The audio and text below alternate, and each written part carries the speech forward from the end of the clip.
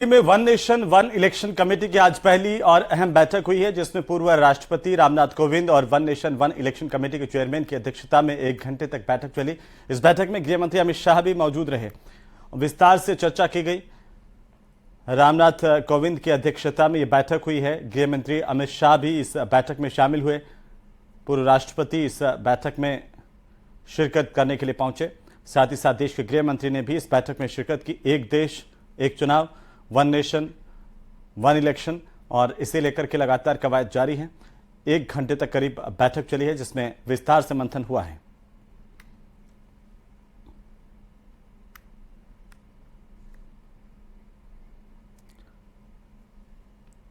BJP के राष्ट्रीय अध्यक्ष जेपी नड्डा ने कांग्रेस के नेता जयराम रमेश पर पलटवार किया। उन्होंने ट्विटर पर लिखा कि यह कांग्रेस के निचले दर्जे की मानसिकता को दिखाता है। उन्होंने कहा कि यह पहला मौका नहीं है जब कांग्रेस संसद के खिलाफ है। साथ ही उन्होंने 1975 में भी ऐसा किया और बुरी तरह से विफल हुए। आपको बता दें कि जेपी नड्डा ने नई संसद को लेकर कई सवाल पूछे हैं और जयराम रमेश ने नई संसद पर कई सवाल खड़े किए थे। इसी का जवाब जेपी नड्डा यहां पर दे रहे थे।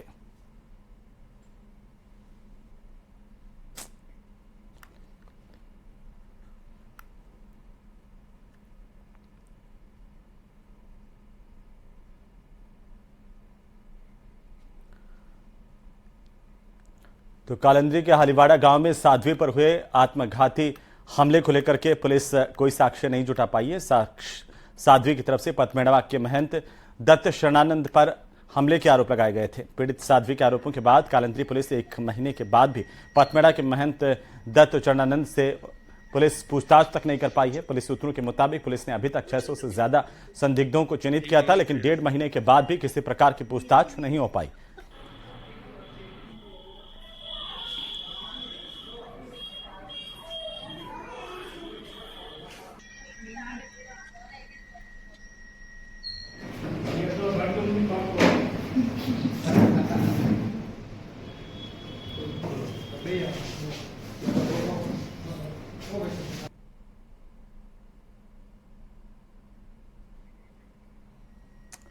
तो हमले को लेकर के पुलिस अभी तक कोई साक्ष्य नहीं जुटा पाई है। सिरोही के हालीवाड़ा का यह पूरा मामला है, जिसमें साध्वी ने महंत पर गंभीर आरोप लगाए थे। इसे लेकर के अब पुलिस की जांच चल रही है। पुलिस का रवैया सुस्त बताया जा रहा है। इस हमले को लेकर के अभी तक कोई साक्ष्य पुलिस नहीं जुटा पाई है। तो पुलिस सूत्रों के मुताबिक पुलिस ने अभी तक 600 से ज्यादा संदिग्ध व्यक्तियों को चिन्हित किया है, लेकिन 1.5 महीना बीत जाने के बावजूद किसी प्रकार की पूछताछ किसी से नहीं हो पाई है। ये पूरा मामला जिसमें साध्वी की तरफ से आरोप लगाए गए थे और पीड़ित साध्वी के आरोपों के बाद भी कालिंद्री पुलिस 1 महीने के बाद भी पथमेड़ा के महंत दत्त चरणानंद से पूछताछ तक नहीं कर पाई है। हालांकि पुलिस ने कई लोगों को चिन्हित जरूर किया है, लेकिन उनसे भी कोई पूछताछ अभी तक नहीं हुई है। साध्वी ने पथमेड़ा के महंत दत्त शरणानंद पर हमला करवाने के आरोप लगाए थे।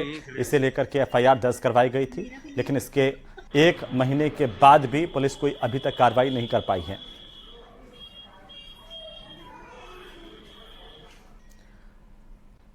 तो वहीं कांग्रेस के राष्ट्रीय अध्यक्ष मल्लिकार्जुन खड़गे और सांसद राहुल गांधी आज राजस्थान के दौरे पर है, जहां पर उन्होंने कांग्रेस के नए भवन की आधारशिला रखी है। इस दौरान जनसभा में कांग्रेस के दिग्गजों ने जम करके हुंकार भरी। कांग्रेस के नेताओं ने बीजेपी पर जमकर हमला बोला है। क्या कुछ कहा वो सुनिए।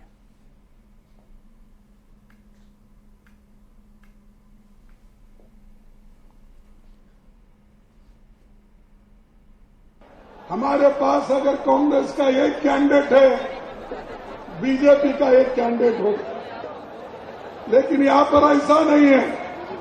मोदी जी क्या किए, हमारे खिलाफ 2-3 कैंडिडेट खड़ा करते हैं।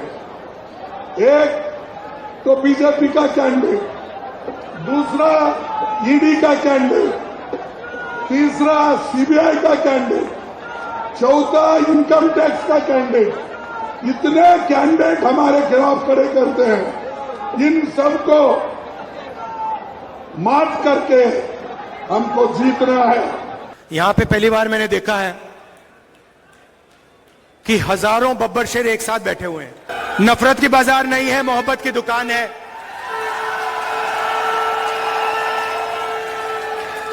अहंकार नहीं है, नफरत नहीं है, राजस्थान पहली बार देश के अंदर चर्चा में आ गया है। अपनी उपलब्धियों से हमने नए नए प्रयोग किए हैं, नए नए लोगों ने वादे के निभाए हैं और मुझे गर्व कहते हुए कि जो आज राजस्थान जिस रूप में सामने आया है, आर्थिक विकास दर में हम लोग उत्तर भारत में नंबर 1 पे आ गए हैं, मुझे गर्व की बात है। गुड गवर्नेंस हुई राजस्थान के अंदर। पहली बार किसी सरकार के खिलाफ में कोई सरकार विरोधी लहर नहीं हो। इससे बड़ी उपलब्धि है इन कार्यकर्ताओं क्या होगी आप समझ सकते हो सब लोग। कि आज हमारे कार्यकर्ता एक एक ब्लॉक से एक एक जिले से यहां पर आए हैं और खड़गे साहब, राहुल जी, जो उत्साह आज आपको दिख रहा है वो इस बात का प्रतीक है कि 2 महीने बाद जब वोट पड़ेगा तो 30 साल का इतिहास पलटकर कांग्रेस पार्टी की सरकार बनने जा रही है। ये सब लोग इस बात के गवाह हैं। हम सब लोग चाहते हैं 5 साल की सरकार के बाद हम दोबारा यहां पर जनता की सेवा बनने लायक बने। खड़गे साहब का, राहुल जी का जो नेतृत्व है, कांग्रेस कार्यकर्ताओं को जो उम्मीद है उसको हम पूरा करेंगे। तो चलिए आगे बढ़ेंगे और इसी बीच राजधानी जयपुर से इस वक्त की सबसे बड़ी खबर मिल रही है। दुर्गापुरा की सिंधी कॉलोनी में फायरिंग होने की जानकारी सामने आ रही है। जवाहर सर्किल थाना पुलिस मौके पर पहुंची है, रवाना हो गई है। फायरिंग के बाद इलाके में दहशत है, सिंधी कॉलोनी में अफरा तफरी का माहौल है। सबसे बड़ी खबर राजधानी जयपुर में फायरिंग होने की जानकारी सामने आ रही है। दुर्गापुरा के इलाके से इस वक्त की सबसे बड़ी खबर हम आपको बता रहे हैं। सिंधी कॉलोनी में बदमाशों ने फायरिंग की है। जैसे ही खबर मिली है उसके बाद पुलिस मौके के लिए रवाना हुई है। बहरहाल कॉलोनी के लोग दहशत में हैं गोलियां चलने से।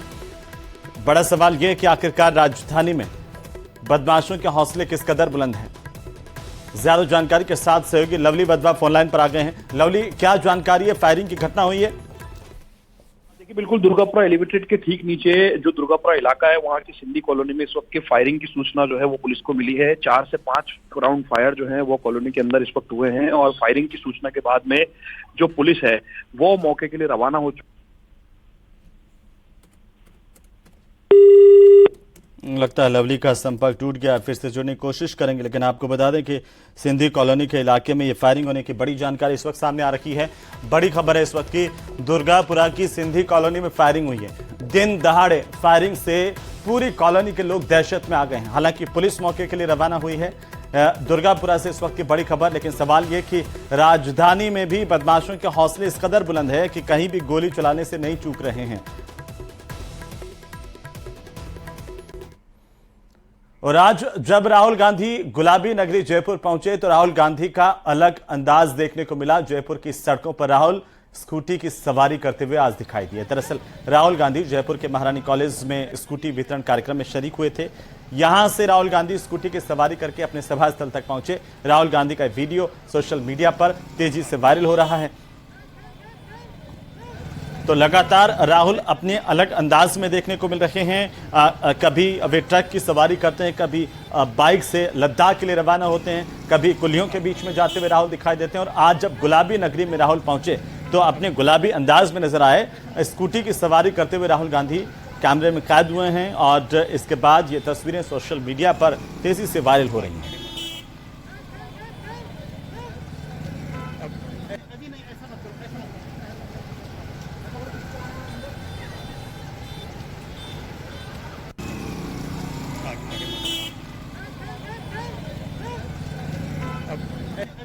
महारानी कॉलेज में आयोजित कार्यक्रम में राहुल गांधी ने शिरकत की। छात्राओं के बीच में राहुल गए, उनसे संवाद किया सीधा और साथ ही शिक्षकों से भी राहुल गांधी ने संवाद किया। लेकिन उनकी स्कूटी सवारी चर्चाओं में है। तो वहीं महाराष्ट्र के नागपुर में लगातार बारिश की वजह से पूरे इलाके में बाढ़ जैसे हालात पैदा हो गए हैं। नागपुर के नहर रोड इलाके में पूरा इलाका पानी में डूब गया है। लोग रस्सी के सहारे सड़कों पर चलते हुए नजर आ रहे हैं। वीडियो में देखा जा सकता है कि गाड़ियां किस कदर पानी में डूबी हुई हैं और लोगों की दुकानों और घरों तक में पानी घुस गया है। स्कूटी, बाइक और कारें पानी में समा चुकी हैं और इसकी वजह से लोगों को दिक्कतों का सामना करना पड़ रहा है। वहीं नागपुर का बस स्टैंड, वहां पर भी पानी भर गया है। इससे आने जाने वाले लोगों को बड़ी परेशानी का सामना करना पड़ रहा है। बस स्टैंड में खड़ी बसें पानी में आधी डूबी हुई नजर आ रही हैं। तस्वीरें देखिए, ये नागपुर के इलाके की तस्वीरें हैं। भारी बारिश ने लोगों को किस कदर परेशान कर दिया। रात भर बारिश होने की वजह से नागपुर के हालात बेहद खराब हो गए हैं। बस स्टैंड में पानी भरने की वजह से यातायात पूरी तरह से प्रभावित है। जिधर देखो उधर पानी ही पानी नजर आ रहा है। लोगों की परेशानी का कोई और छोर नहीं है, क्योंकि कॉलोनियों से लगा करके लोगों के घरों तक में, दुकानों तक में, सब जगह पानी पानी है।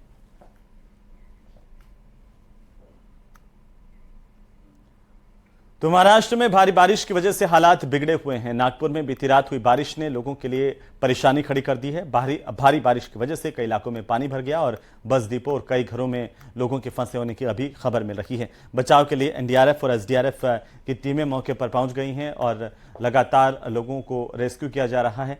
ये तस्वीरें, नागपुर की तस्वीरें देखिए, किस तरह से यहाँ पर लोगों के घरों में पानी घुस गया है। पूरी कॉलोनियां पानी से तरबतर हो गई हैं। तो वहीं दिल्ली में एक बार फिर से मौसम ने करवट बदली है। दिल्ली, नोएडा के आसपास के इलाकों में तेज हवाओं के साथ ही बारिश होने से तापमान में गिरावट आई है। हालांकि लोगों को गर्मी से राहत मिली है।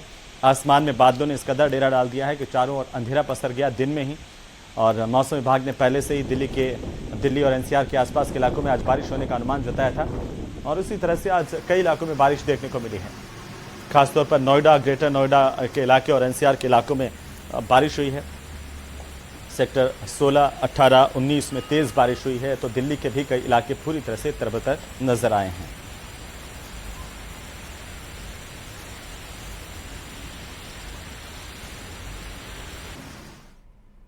मिशन चंद्रयान की कामयाबी ने पूरे हिंदुस्तान को गर्व से भर दिया है। अब इसरो एक और मिशन पर निकला है। 17 दिनों से लैंडर विक्रम और रोवर प्रज्ञान सो रहे हैं।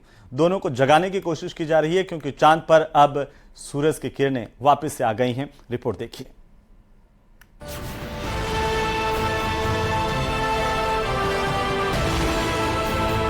हिंदुस्तान के मिशन चंद्रयान ने जो कीर्तिमान बनाया, उसको पूरी दुनिया ने सलाम किया। चांद पर विक्रम लैंडर और रोवर स्लीपिंग मोड पर गए हैं। अब चांद पर सूर्य की रोशनी लौट चुकी है, यानी कि अगले 14 दिनों तक चांद पर दिन रहेगा। और आज मिशन चंद्रयान के पड़ाव में एक और ऐतिहासिक पन्ना जुड़ सकता है, क्योंकि आज लैंडर और रोवर से संपर्क करने की कोशिश हो रही है। इसरो के मुताबिक लैंडर और रोवर के सोलर पैनल पर सूरज की रोशनी पड़ते ही ये काम करना शुरू कर सकते हैं। इसरो ने 4 सितंबर को विक्रम लैंडर को स्लीप मोड में डाल दिया था। इससे पहले 2 सितंबर को प्रज्ञान रोवर को स्लीप मोड में डाला गया था। लैंडर ने स्लीप मोड में जाने से पहले पेलोड्स के जरिए चांद पर नई जगहों की जांच पड़ताल की थी। उसके बाद ही विक्रम लैंडर को सोने का कमांड दिया गया। फिलहाल सारे पेलोड्स बंद हैं, सिर्फ रिसीवर ऑन है, ताकि वो बेंगलुरु से कमांड लेकर फिर से काम कर सके। 20 सितंबर को चांद पर सूर्योदय हो चुका है। चंद्रयान के दोबारा एक्टिव होने को लेकर पूरा देश एक बार फिर से उम्मीदों भरी नजरों से देख रहा है। भारत ने चांद के दक्षिणी ध्रुव पर चंद्रयान को उतारकर स्पेस की दुनिया में नया कीर्तिमान बनाया है। इस मिशन ने ऐसी कामयाबी दिलाई जिससे हिंदुस्तान का मान दुनिया में बढ़ा है। पूरी दुनिया ने इसरो के वैज्ञानिकों को सजदा किया। इसरो के वैज्ञानिकों ने वो कर दिखाया जो आज तक दुनिया के बड़े बड़े देश नहीं कर पाए। अब इस मिशन को लेकर और भी ज्यादा उम्मीदें हैं। दक्षिणी पोल पर रात होने की वजह से रोवर और प्रज्ञान को स्लीप मोड पर डाल दिया गया था। चंद्रयान 3 मिशन 14 दिनों का ही था। ऐसा इसीलिए क्योंकि चंद्रमा पर 14 दिन तक रात और 14 दिन तक उजाला रहता है। ऐसे में उम्मीद है कि रोवर और प्रज्ञान अगर फिर से काम करना शुरू करेंगे तो चांद की काफी अहम जानकारियां मिल सकती हैं। 14 दिनों में लैंडर और रोवर ने चांद के कई रहस्यों से पर्दा उठाया। चांद की सतह पर ऑक्सीजन की मौजूदगी का पता लगाया। इसके साथ ही चांद के साउथ पोल पर sulphur, aluminium, calcium, iron, chromium, titanium के होने का भी पता चला। इतना ही नहीं, लैंडर विक्रम ने चांद की सतह पर भूकंप को भी रिकॉर्ड किया। चांद पर रात खत्म होने के बाद अगर लैंडर में लगे इलेक्ट्रॉनिक सिस्टम खराब नहीं होते तो ये फिर से एक्टिव हो सकते हैं।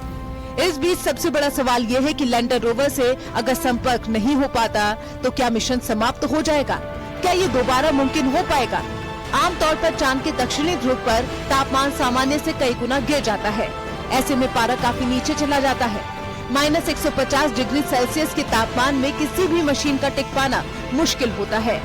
अब अगर इसरो दोनों से फिर से संपर्क साधने में कामयाब होता है तो ये एक और कामयाबी होगी जो इसरो के अगले मिशन की रूपरेखा को तय करेगी। लेकिन अगर इसरो के वैज्ञानिकों का लैंडर और रोवर से संपर्क नहीं हो पाता तो दोनों हमेशा हमेशा की तरह शिव शक्ति पॉइंट पर जमे रहेंगे। Bureau report, news 18।